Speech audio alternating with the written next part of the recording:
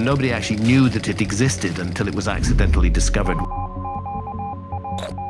It's about 5,000 years old, but we can't read that script. The script exists, but we can't read it. So there could be all kinds of information in that script. Discoveries of ancient texts in Egypt have significantly expanded our understanding of ancient civilizations, particularly those of ancient Egypt, Greece, and Rome. These discoveries span various genres, including religious, scientific, literary, and philosophical texts, opening our eyes to ancient moments you had to be there to believe. In 1799, during Napoleon's ambitious campaign in Egypt, a remarkable discovery was made by French soldiers near the town of Rosetta, now known as Rashid. They unearthed a granodiorite slab, dark and hard, which would come to be recognized as one of the most significant archaeological finds in history, the Rosetta Stone. This discovery was monumental not just for its immediate impact, but for the doors it would open in the field of Egyptology. The Rosetta Stone, dating back to 196 BC, bears a decree issued in Memphis in honor of King Ptolemy V. What makes the stone extraordinary is its trilingual inscription. The same message is conveyed in hieroglyphics, the script used for religious documents, Demotic, the common script of Egypt, and Ancient Greek, the language of the ruling administration at the time. This feature of the Rosetta Stone provided the crucial breakthrough in deciphering Egyptian hieroglyphs, which had been a long-standing mystery. Jean-François Champollion, a French scholar, made the groundbreaking realization in 1822 that by comparing the Greek text, which was already understood, with the hieroglyphic and demotic texts, he could unlock the ancient Egyptian language. The text inscribed on the Rosetta Stone is essentially a piece of propaganda, extolling the virtues of Ptolemy V's reign. It commands that the decree be displayed in temples across Egypt, highlighting the practice of disseminating such declarations in prominent religious and public spaces. This aspect of the Rosetta Stone reveals much about the political and religious workings of Ptolemaic Egypt, illustrating how rulers used such inscriptions to communicate with and influence their subjects. Today, the Rosetta Stone is often heralded as the world's most famous slab of stone, a symbol of the key to unlocking the mysteries of ancient Egypt. The Egyptian Book of the Dead, dating back to around 1550 to 50 BC, offers an extraordinary glimpse into the spiritual life of ancient Egypt. Unlike what its name might suggest, the Book of the Dead is not a singular book, but a collection of spells, prayers, magical formulas, and incantations, meticulously crafted to guide the deceased through the underworld, known as Duat, and into the afterlife. These texts, written on papyrus, were often included in the burial chambers, personalized for each individual, with spells selected for their perceived usefulness in navigating the afterlife. The evolution of these funerary texts, from the pyramid texts intended for royalty to the coffin texts, and eventually to the Book of the Dead, accessible to the wider population, marks a significant shift in ancient Egyptian religious and social practices. This transition indicates a democratization of the afterlife, suggesting changes in societal structures and religious beliefs where eternal life was no longer a privilege of the pharaohs, but a possibility for all. The spells within the Book of the Dead paint a vivid picture of the ancient Egyptians' beliefs regarding the afterlife, including the trials the deceased would face, such as the judgment before Osiris, the god of the afterlife. This collection of texts is invaluable for understanding ancient Egyptian religion, mythology, and views on life after death, portraying a complex belief system where the dead could continue to interact with the living and the gods. When juxtaposed with the Rosetta Stone, the Book of the Dead offers a different kind of bridge to the ancient past. The Rosetta Stone, discovered in 1799 and instrumental in deciphering Egyptian hieroglyphs, unlocked the ability to read countless texts from ancient Egypt, thus opening up a broader understanding of Egyptian civilization. In contrast, the Book of the Dead delves into the spiritual and religious beliefs of the ancient Egyptians, offering insights into their perceptions of death, the afterlife, and divinity.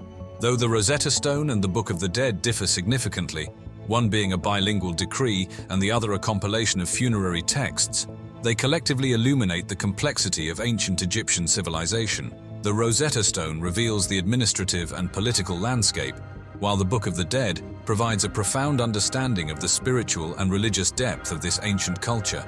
Diving into the intellectual and spiritual depths of ancient Egyptian civilization, two cornerstone documents stand out for their profound contributions: the pyramid texts and the rhind mathematical papyrus.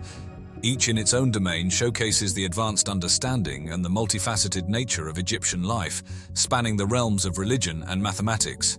The pyramid texts, dating back to around 2400 to 2300 BC, hold the distinction of being the world's oldest religious texts.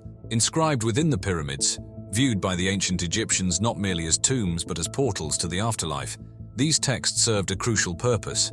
They were intended to secure the pharaoh's divine status after death, offering guidance through the underworld to achieve eternal life among the gods. With over 700 spells, the pyramid texts laid the foundation for future Egyptian funerary practices, as seen in the evolution of the coffin texts and the Book of the Dead.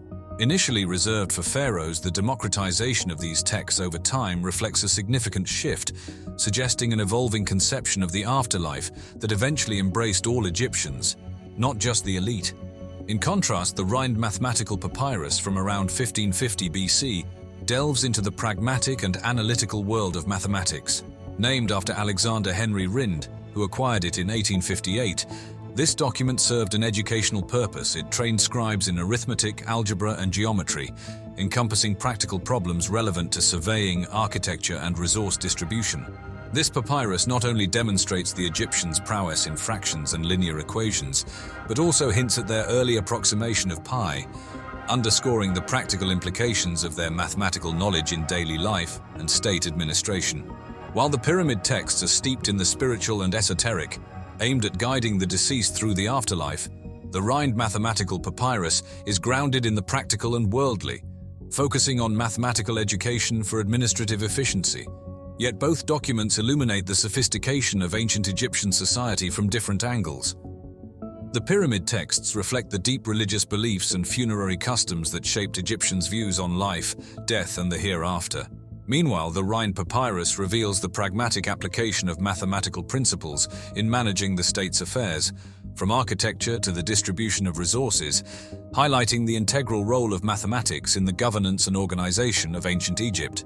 Together, the pyramid texts and the Rhind mathematical papyrus underscore ancient Egypt's remarkable advancements in understanding both the divine and the empirical. In 1945, near the Egyptian town of Nag Hammadi, a discovery was made that would significantly widen the lens through which we view early Christian thought. A local farmer named Muhammad al-Saman unearthed a sealed jar containing a collection of texts that shed light on the Gnostic beliefs flourishing in the 3rd and 4th centuries AD. Written in Coptic, these texts were hidden away, likely by a community that held them dear, at odds with the mainstream Christian authorities of their time. The Nag Hammadi Library is a fascinating compilation, ranging from Gospels and philosophical treatises to revelations. It dives into deep theological debates and spiritual practices that stood apart from the orthodox teachings of the early church, emphasizing a personal connection and knowledge of the divine, known as Gnosis. Among its treasures is the Gospel of Thomas, notable for its 114 sayings of Jesus. This text in particular contains parallels to the canonical Gospels, but also introduces teachings that were not included in the Bible as we know it, offering new perspectives on Jesus' words and teachings. The discovery of these texts has challenged traditional narratives of early Christian history, unveiling the rich tapestry of beliefs that existed alongside what would become Orthodox Christianity. The Nag Hammadi texts paint a picture of a vibrant, albeit contested, religious landscape where various groups and sects struggled for spiritual authority and legitimacy. The act of burying these texts might have been a desperate measure by a community under threat, aiming to preserve their spiritual heritage against the dominating force of Orthodox Christianity. When compared to the canonical New Testament, the Nag Hammadi texts stand out for several reasons. They bring to light the theological diversity that characterized early Christianity, offering views on mysticism, the cosmos, and the nature of divinity that diverge significantly from the orthodox path. For instance, their portrayal of Jesus often contrasts with that of the canonical Gospels, presenting him more as a spiritual entity and questioning the physical aspects of his crucifixion and resurrection. Additionally, while the canonical Gospels derive their authority from their apostolic origins, the texts from Nag Hammadi often claim apostolic or even divine authorship as a means to assert their legitimacy and authority.